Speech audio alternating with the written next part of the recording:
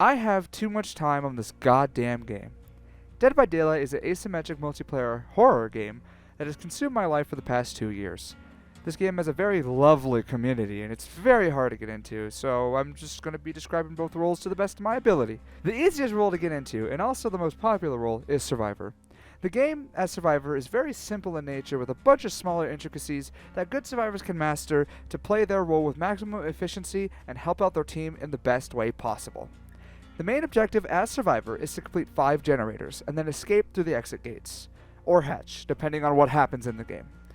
The actual process of doing this is very easy. You sit there and you hold M1. Now the game, sadly, isn't that simple. Just to make sure you're paying attention, this game has skill checks. These are circular quick time events that let you continue, doing any action without penalty as long as you hit them. But there is a little bit of the bar you can hit for a 5% increase to the overall progress of your action. Now 5% isn't a lot, but it adds up very quickly over time, especially if you are working on a generator with multiple people and they are all really good at hitting great skill checks. Along with generators, there are also chests that you can loot for items, but most of the time I wouldn't go out of your way to search these chests, mainly because the items you can get out of them without proper perks usually end up somewhat useless. Now, that's not to say a last-minute brown medkit isn't bad, but if you get a broken key, you just wasted precious time you could have spent doing a generator. And there is one more aspect to Survivor, however, that requires practice, map knowledge, and skill. Being in a chase. While stealth is a viable option in this game, it isn't always going to work due to the tools and perks given to the killer. So eventually, you will be found, and you have to run. Now, the issue with this is that the killer actually moves a lot faster than you. If you run in a straight line, the killer will catch up in no time. Because of this, the game spawns structures, windows, and pallets that you can loop and extend the chase out as long as possible. Experienced survivors can loop killers for minutes on end, making it possible to finish all 5 generators very quickly.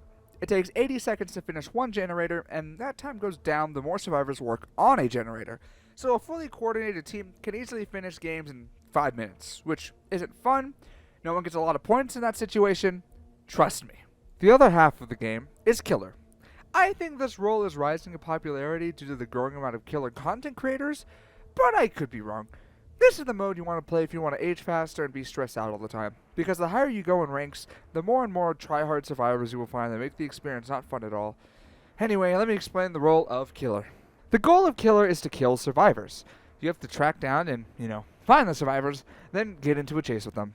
I'm not going in depth with these mechanics because if you want to play the game, you'll pick them up from playing the game. Now, looping as Killer is opposite of Survivor as it should be. You need to down the survivor as fast as possible and create map pressure. If you're chasing one person, there are 3 other people working on generators. Catch and hook that person, one has to go for the save. If you can find and chase him, then you have a lot of good pressure because less and less survivors are working on progressing the game.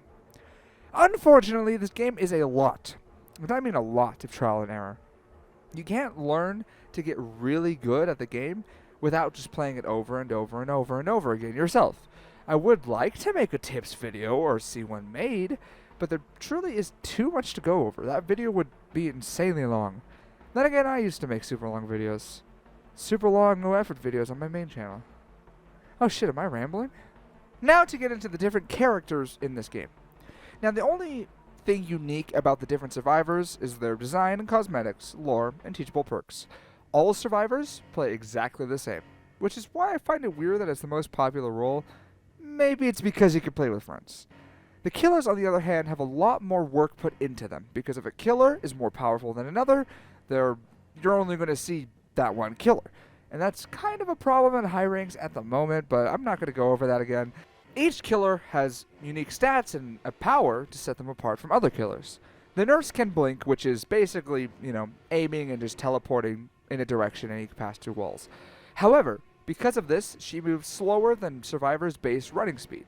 But there are killers that move a lot faster than survivors, and that's because they have powers that help them, but aren't super overpowered. Take Wraith. His power doesn't help him at all while he is chasing a survivor. His ability is to turn himself invisible, though, making it harder for survivors to know that he's coming. Outside of the distortion he creates as he walks around the map, invisible. With these differences in killers, there's obviously some that are better than others, and some that are easier to learn than others. But my advice is to just play a killer that fits your playstyle and go. Although you may lose a lot, and that is very demoralizing because of just how toxic this game's community is sometimes, you should not give up. Keep going. And that's about all I can say about the game itself without going in depth. I will make a quick note about the community and the developers, though. If you play this game and you act like a dick, you're part of the problem. I understand sometimes you can absolutely bully people on both sides, but keep it civil, guys. And while the devs do seem out of touch with the community, they're trying hard to keep this game alive. It's their passion project, and they are making these changes in order to keep the game fun and interesting for at least a few more years. Thank you for watching another episode of That Game Review Show. I hope you enjoyed me, actually uploading for once. I had fun making this, and I think I'm getting my groove back. Only time will tell, though. James is reviewing next week, so make sure to stop on by and give him some love, too.